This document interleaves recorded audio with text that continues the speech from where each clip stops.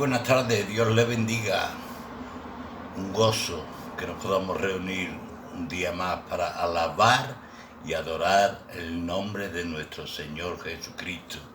Espero que venga con el mismo ánimo que Dios me ha proporcionado por medio de su palabra aquí en el Salmo 25, que dice a partir del versículo 4 hasta en el versículo 4 y el versículo 5.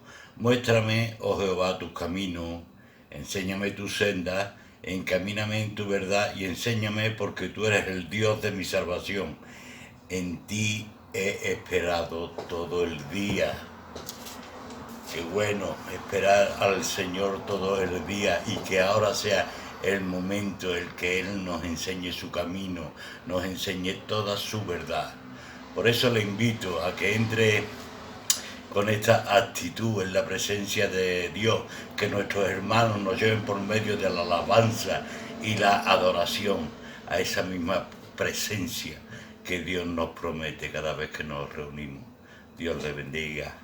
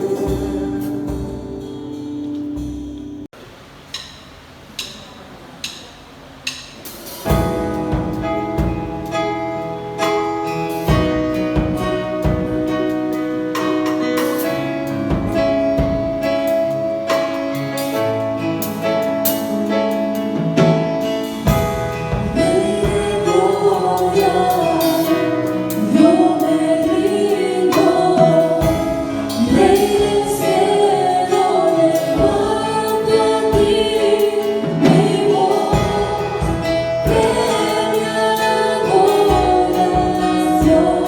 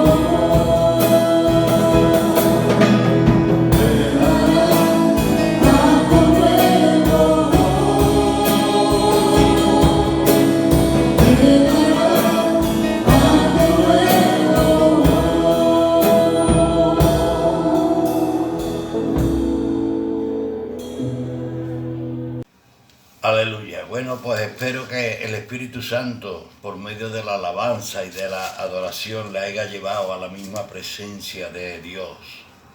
Qué bueno es adorar y alabar al Señor, y que esa adoración y esa alabanza nos lleve a un encuentro personal con el Señor y nos predisponga para escuchar su palabra, para que su palabra haga el efecto que debe de hacer en nuestra vida y en nuestros corazones, para que haga prodigios, milagros y señales. Pasamos a la palabra, gócese con ella, porque el Señor, nuestro Señor, le ama. Muy buenas tardes, queridos hermanos y amigos que nos acompañan esta tarde. Desearles que Dios les bendiga abundantemente. Darles gracias a Dios de que estamos alegres, de que estamos gozosos, porque Dios es bueno, porque Él nos ama, porque Él es nuestra esperanza y nuestra ayuda. El otro día leía Apocalipsis 17, me detuve en un versículo que me llamó mucho la atención, donde dice en Apocalipsis 17:14, porque Él es el Señor de señores y Rey de reyes, en referencia a Jesucristo. Y los que están con Él son llamados, escogidos y fieles. Está muy claro lo que habla del Señor. Todos sabemos que Él es el Señor de señores y Rey de reyes. Y los que no lo saben, lo sabrán. Pero me llamó mucho la atención la parte con respecto a los que están con Él, a los que quieren estar con Él, los que están con Él. Son llamados, escogidos y fieles. ¿Quiénes son los que están con Él?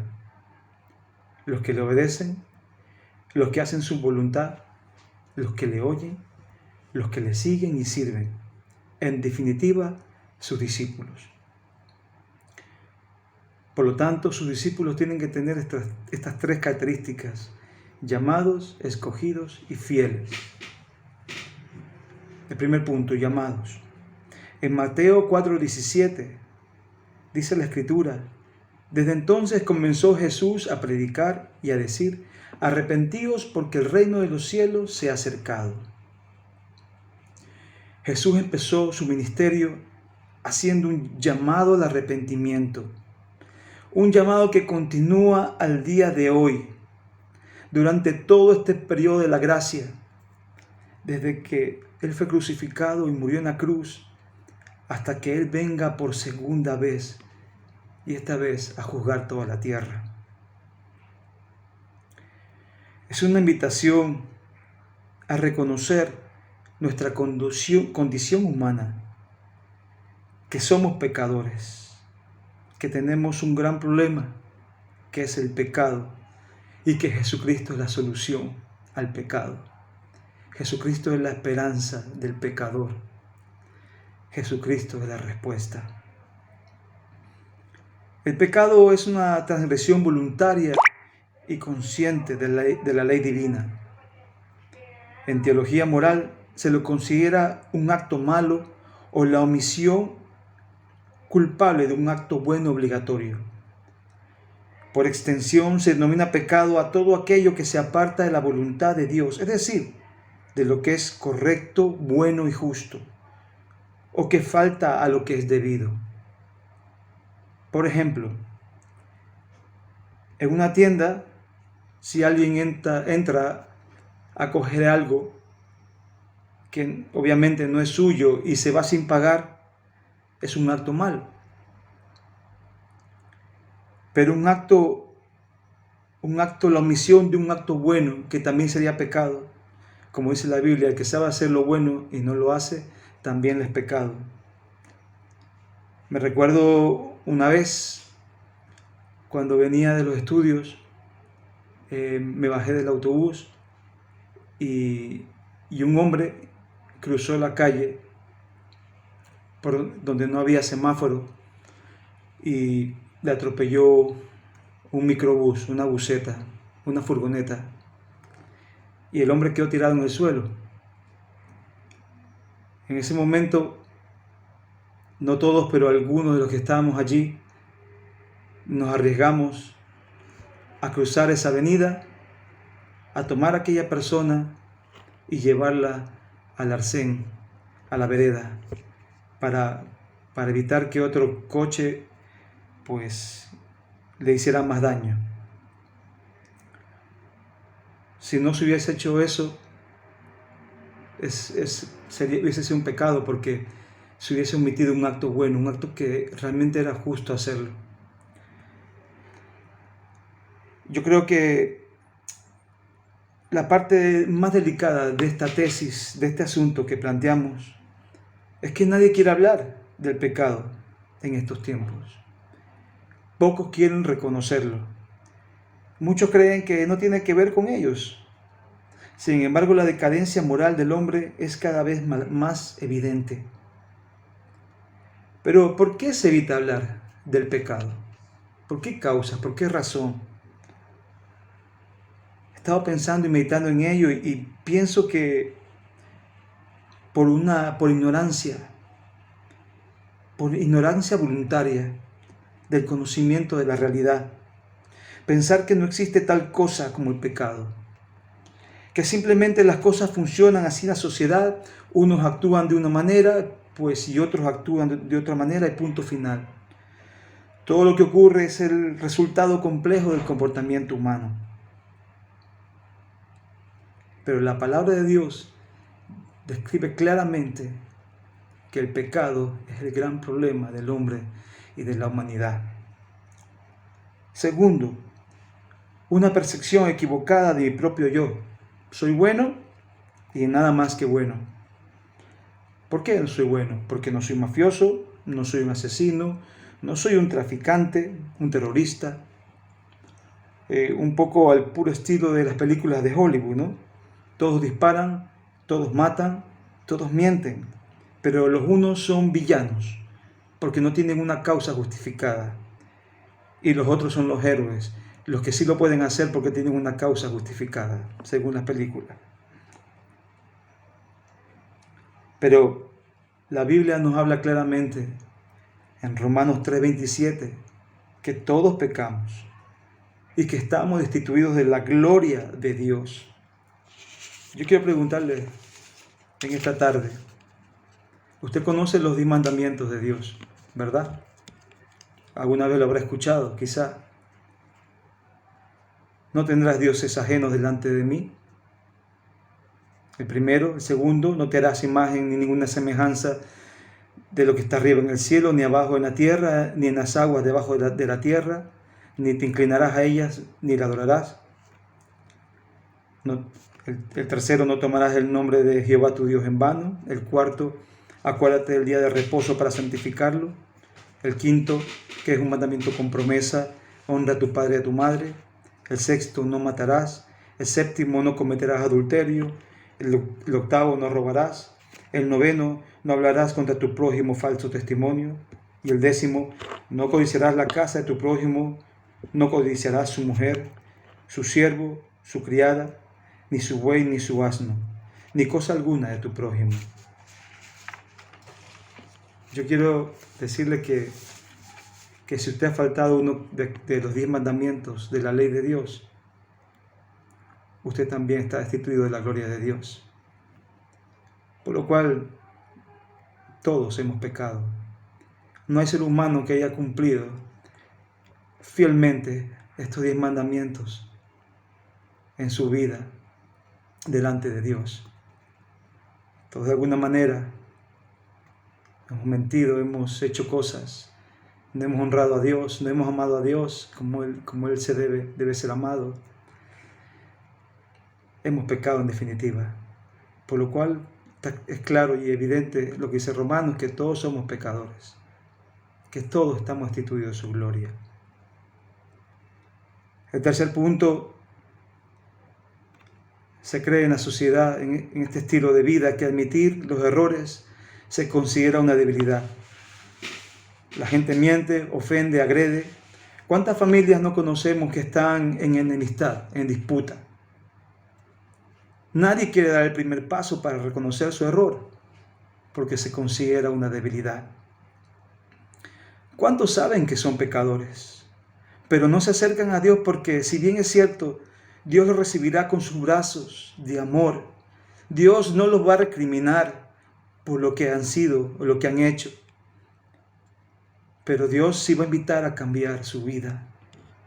Que deje de ser tú el capitán de tu barca para que Jesús tome el timón.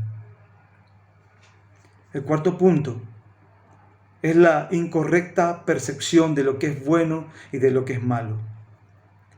Creo que el hombre se ha encontrado con este problema desde los tiempos primeros, obviamente, pero en los días de hoy hay tanta confusión con respecto a esto que ya lo advirtió el profeta Isaías, que a lo bueno llamarán malo y a lo malo llamarán bueno en los postreros tiempos, en los tiempos que estamos.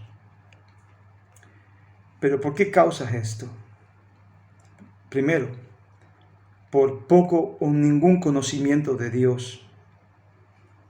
Cuando te acercas a Dios, te acercas a la verdad. Cuando te acercas a Dios, te alejas de las tinieblas y te alejas del error. Proverbios 19 dice que el que guarda el mandamiento vivirá, pero el que menosprecia sus caminos morirá. Por eso vemos al hombre que se mueve, trabaja, parece que está vivo, en lo biológico vivo, pero en lo espiritual muerto, porque no siente a Dios, porque no escucha la voz de Dios, porque no busca a Dios. Pero Dios tiene promesas. Dice que si alguno tiene falta de sabiduría, que Él se la va a dar abundantemente sin reproche. Si tú tienes falta de sabiduría para saber lo que es bueno y lo que es malo, pídesela a Dios. Dios te la va a dar. Es una promesa que dice la palabra de Dios. Otro punto es poco conocimiento de nosotros mismos. La falta de hacer un autoexamen constante. La Biblia nos exhorta a examinarnos en 2 Corintios 13:5. Examinaos a vosotros mismos si estáis en la fe. Examinarnos a ver si estamos en lo correcto. A ver si nuestros pasos están caminando en dirección a lo que es justo, a lo que es bueno, a lo que es la voluntad de Dios. Examinarnos si nuestra vida está siendo de bendición a los que nos rodean, a nuestra familia, a nuestros vecinos, a nuestros hermanos, quienes nos conocen, en definitiva, a la sociedad donde estamos. Otro problema que encontramos es la aprobación de las masas. En este tiempo parece como si las masas o las multitudes tuviesen la razón. Es como si se tomasen, no sé, como si tomasen que ellos tienen la llave de la verdad. No hay nada más erróneo que ello. Hay una rama de la psicología que es la psicología de las masas. Se encarga de investigar el porqué de los individuos se contagian del comportamiento de los demás y se limitan a repetirlo sin cuestionarse nada. Simplemente porque las multitudes lo dicen, porque las redes sociales lo dicen, han publicado algo, tiene que ser así de esta manera. Dios nos invita a razonar, a usar la conciencia, la razón, a ver si es correcto o no es correcto lo que se está planteando. Hitler, el dictador alemán, llegó a convencer a las masas. Las masas fueron convencidas. Las masas convencieron a otros para perseguir y matar a 6 millones de judíos. ¿Fue lo correcto? Por supuesto que no. Pero la historia lo describe así. La historia lo evidencia. Es por eso que tenemos que obedecer a Dios antes que a los hombres. El hombre es un ser moral y como tal poseemos una conciencia que nos diferencia de los demás seres vivientes. Distinguir entre el bien y el mal con arreglo a los valores superiores de la vida. El asunto está, ¿cómo está nuestra conciencia? Una buena conciencia funciona, pero una mala conciencia no funciona. El conocimiento de Dios, sus atributos, su carácter, es la base para tener una buena conciencia y para poder hacer diferencia entre lo que es bueno y lo que es malo. Una persona que ha llegado a conocer a Dios a través de las Sagradas Escrituras desea hacer lo bueno porque Dios es bueno. Desea hacer lo justo porque Dios es justo. Se comportará con misericordia porque Dios es misericordioso. Seguirá el camino de la santidad porque Dios es santo. Por el contrario, alguien cuya conciencia está cauterizada, inservible, no tiene un patrón moral más alto al cual seguir que sus propios impulsos y deseos carnales.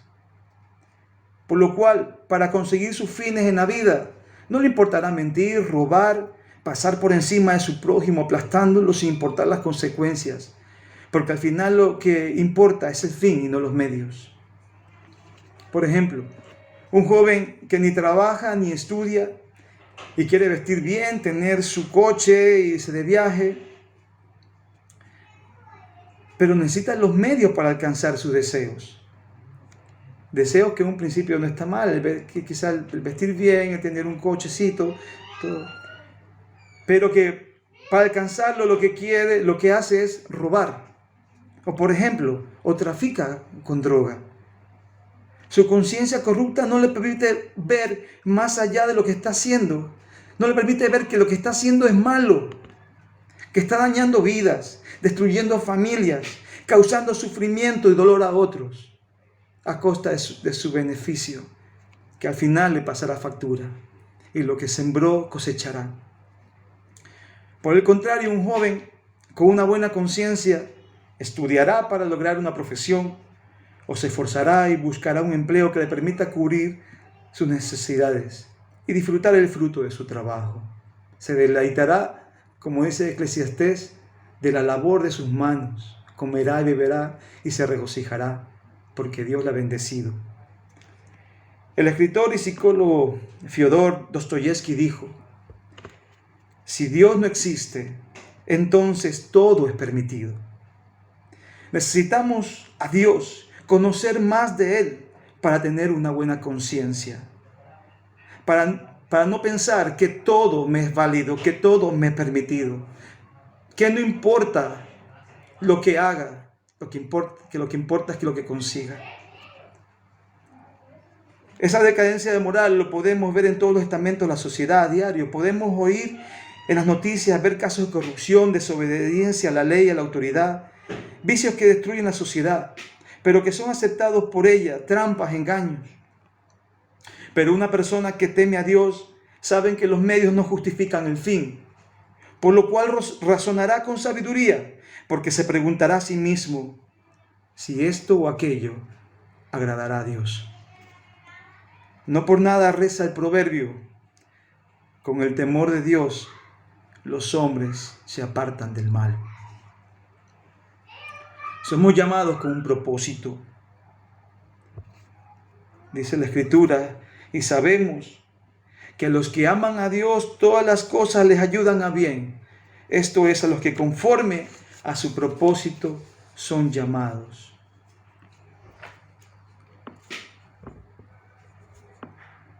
Aprender a amar a Dios es el propósito. Aprender a amar tal y como Él se merece. Sabemos que el hombre no ama a Dios por naturaleza. Es más, por naturaleza caída, el hombre es rebelde, alejado del Dios justo. Pero Dios, que es bueno, que es santo y es justo, una y otra vez muestra su naturaleza y carácter, acercándose al hombre. Envió sus siervos y profetas.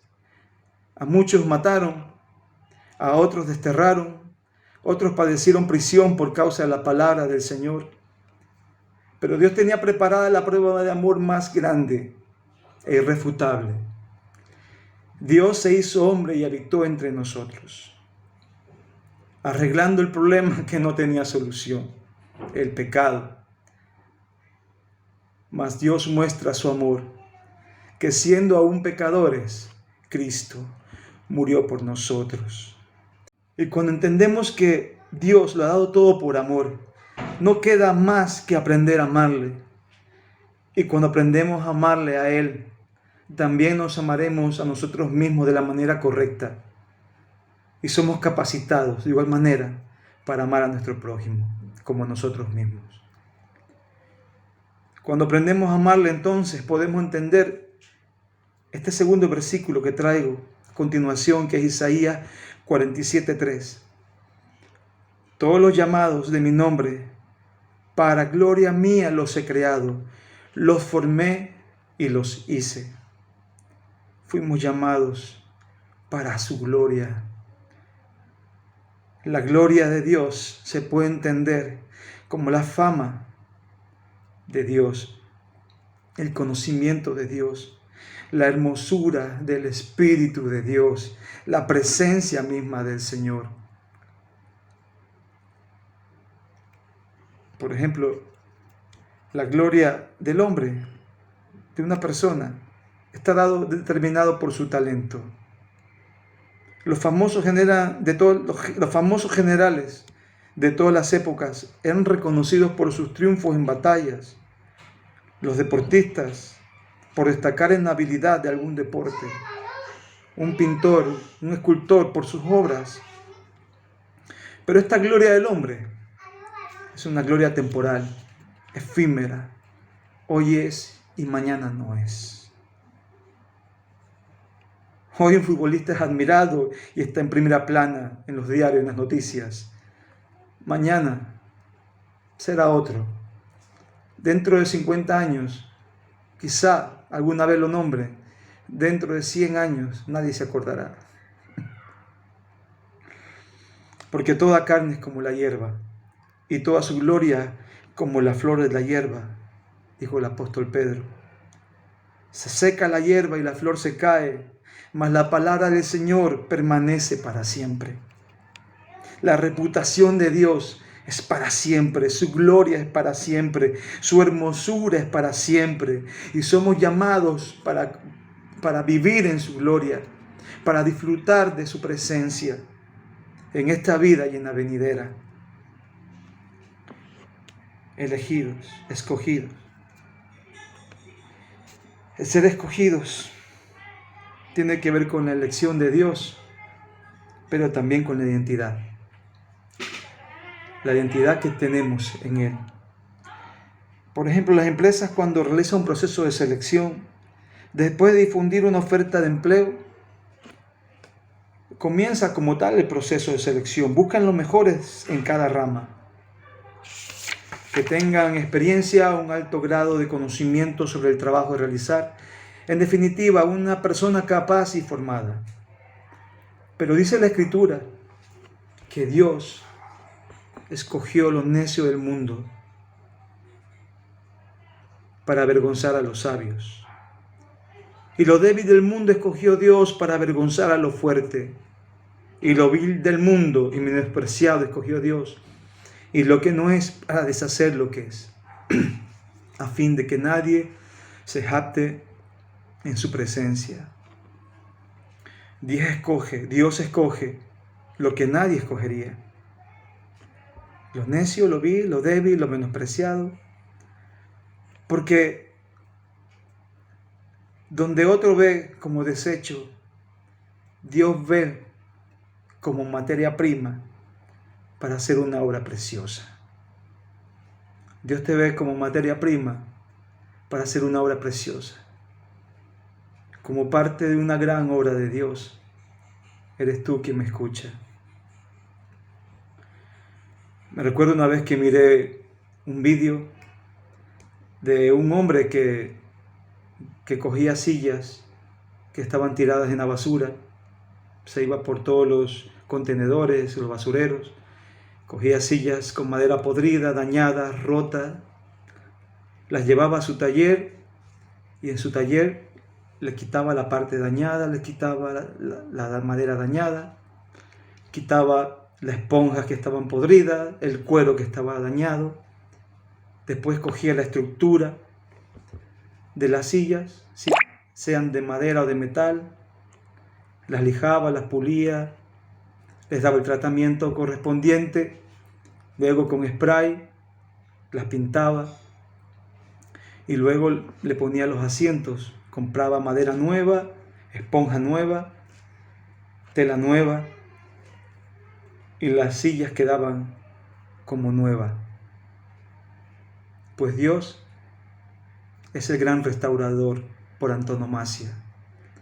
Él es el en que se encarga de restaurar las vidas que están dañadas, de restaurar las vidas, las almas que piensan que son débiles, que son menospreciadas. Él les da una nueva oportunidad para hacer de aquellas personas, para hacer de ti, de mí, una nueva criatura, una nueva persona, conforme a su voluntad. Pero además, dice en esta parte que hemos leído en Corintios 1:27, para que nadie se jacte de su presencia, para que la gloria sea solo de Él y nada más que Él. Cuando la empresa selecciona a una persona para un trabajo, le da una identificación corporativa. Le presenta cuáles son los valores de la empresa, las políticas de la empresa, los objetivos de la empresa. Y en algunos casos, dependiendo del trabajo, te asigna un uniforme con un logotipo de la empresa. O te indica cómo puedes ir a trabajar. Si trabajas en oficina, te indica si vas de manera formal o informal. La palabra de Dios dice, vestíos pues como escogidos de Dios. Dios también quiere vestirnos para servirle. Dice la palabra del Señor, vestíos como escogidos de Dios, santos y amados, de entrañable misericordia, de benignidad, de humildad, de mansedumbre, de paciencia. Está hablando que el ser escogido por Dios es un estilo de vida basado en una identidad como hijos del Dios eterno, del Padre Salvador, del Padre de amor. Una identidad, un escogido debe ser santo y amado, debe sentirse santo y amado. El sentirse amado por Dios es el motor que lo mueve todo, la inspiración para vivir cada día y lo que nos capacita para amar a Dios. Le amamos porque Él nos amó primero. Y el tercer punto, la fidelidad. Fidelidad que significa firmeza y constancia. Dice la Escritura en 2 Timoteo 2:15, procurar con diligencia presentarte a Dios aprobado como obrero que no tiene de qué avergonzarse, que usa bien la palabra de verdad. Con diligencia quiere decir con esmero, con eficacia, con rapidez. Aprobado, con una calificación o cualificación necesaria, apto para servir al Dios vivo. Que no haya fruto de pecado que traiga vergüenza. Porque cuando se vive en pecado como un estilo de vida, se pierde hasta la vergüenza. Pasa igual que la conciencia. Si la conciencia se cauteriza, cuando no hay conocimiento de Dios, de igual manera vivir en pecado, la vergüenza, ya no se siente vergüenza. Es por eso que hay gente que inclusive se siente orgullosa del pecado. Que no tengan de qué acusarte, como Daniel. Procuraba agradar a Dios. Su diligencia y fidelidad provenía de una vida bajo la dependencia y la autoridad de Dios, que no tenía de qué avergonzarse. Pero lo único que encontraron fue referente a su Dios. De igual manera, no tengan de qué acusarnos con respecto a nuestra vida, a nuestra lealtad hacia Dios, nuestra responsabilidad, nuestro caminar, sino de nuestra fe en el Señor Jesús, de que somos personas fieles, de que mantenemos nuestra fe en alto. que usamos bien la palabra de verdad, como delante de Dios y para Dios, buscando su aprobación y no la de los hombres, sin quitar ni añadir nada de la Escritura, no predicando a Cristo por envidia o por contienda, sino de buena voluntad. Si bien es cierto que la elección es de voluntad soberana de Dios, también lo es que la voluntad de Dios, como está escrito, es que nadie se pierda y que todos procedan al arrepentimiento. Ese es el sentir del corazón de Dios. Amigo, amiga que nos escuchas, Dios te está llamando. Dice un corito que cuando escuches la voz del Señor que está hablando a tu corazón, no te resistas. Entrégale tu vida a aquel que te ama de manera incondicional, verdadera, a Jesús el fiel y verdadero. Quizás tu problema es que no sientes arrepentimiento. Quizás te preguntas, ¿de qué tengo que arrepentirme? Como ya lo hemos dicho en el principio, en el primer punto, todos hemos pecado. Todos le hemos fallado al Señor. Pero hay una promesa preciosa. Dice que el Espíritu Santo vino a convencernos de pecado, de justicia y de juicio. Habla con Dios, pídele al Espíritu Santo que te haga ver lo que tú no ves, para llevarte a un arrepentimiento sincero. Ora a Dios para que te vista como escogido suyo, para que te sientas santo y amado, porque eres santo y eres amado. Es la manera como Dios te ve. Y que su gracia nos ayude a ser y permanecer fieles a nuestro Rey y Señor Jesucristo.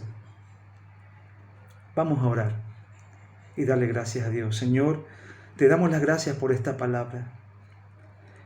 Señor, y si alguien en esta tarde quiere entregarte su vida, Señor, que con esta oración pueda rendir su corazón. Dile al Señor, ahí donde estás, Padre amado y Rey mío, Señor mío, creo que tu Hijo amado Jesús murió por mis pecados.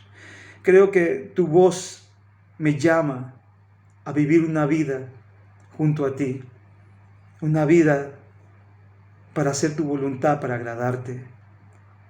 Señor, te entrego mi vida, te entrego mi corazón, te entrego mi voluntad. Señor, al igual como un artesano, Señor, un carpintero es capaz de hacer una obra de arte con unas cuantas maderas, yo creo que tú eres capaz, Señor, de hacer una obra maravillosa en mi vida, Señor, tal y como soy, Señor, pero bajo tu voluntad, Señor, bajo tu señorío y autoridad. Gracias, Señor. Creo en tu perdón, creo en tu amor. En el nombre de Jesucristo. Amén. Que Dios te bendiga abundantemente. Amén. Muy bien, pues espero que haya disfrutado del banquete que nuestro Señor asiduamente trae. Espero que se haya alimentado espiritualmente y haya cobrado fuerza para seguir peleando la buena batalla que Dios ha puesto delante nuestra. Dios le bendiga mucho, estamos en contacto, tanto por estos medios como en la iglesia, encantados de servirle. Muchas bendiciones.